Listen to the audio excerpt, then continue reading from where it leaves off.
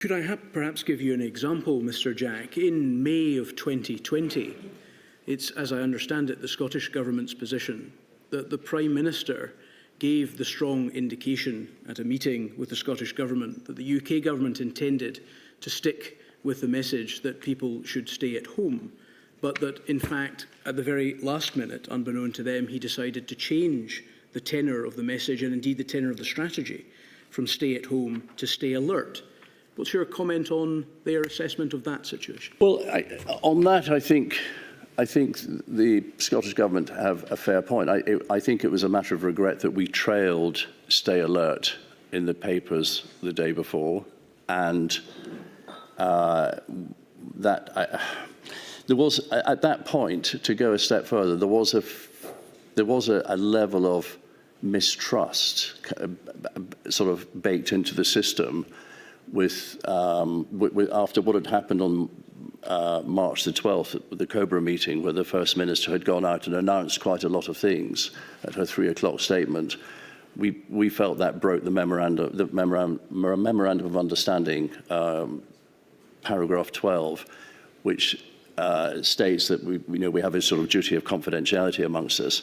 And that was the day that, on the back of that meeting, then I went to Edinburgh in the evening and met with Jean Freeman.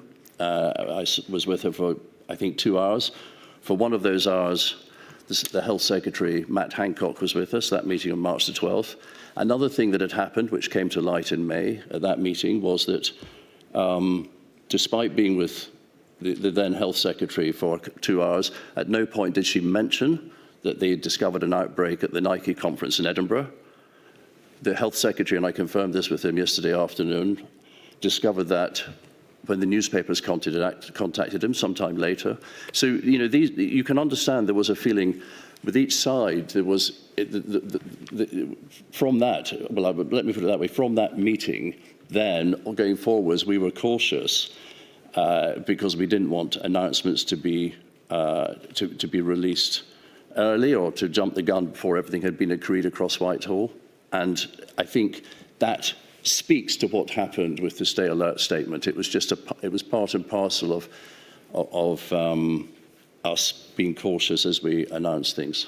Mr. Jack, would it be fair, given that explanation, to characterise the way in which the UK Government and Scottish Government interacted during this unprecedented medical emergency as tit for tat, or children squabbling with each other?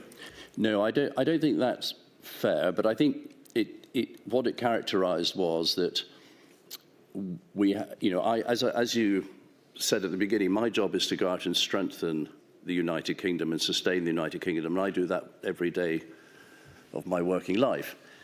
The First Minister's job, and I've said this at the dispatch box and on other occasions, is she at the time saw her job as a leader of a nationalist government to break up the United Kingdom. That's what the Scottish National Party exists to do.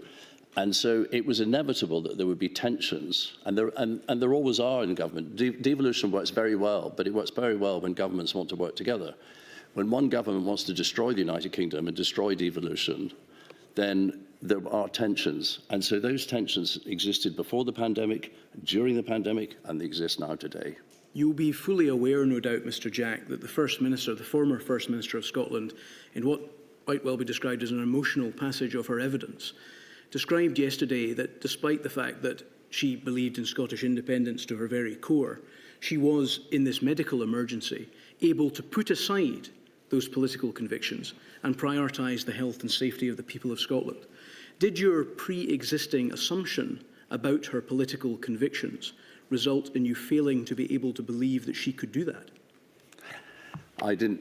Well, I watched that yesterday, and I saw that passage, and I didn't believe it for a minute. I mean, I looked at that passage, and I thought back in my experiences, and I looked at her performance, and I thought she could cry from one eye if she wanted to.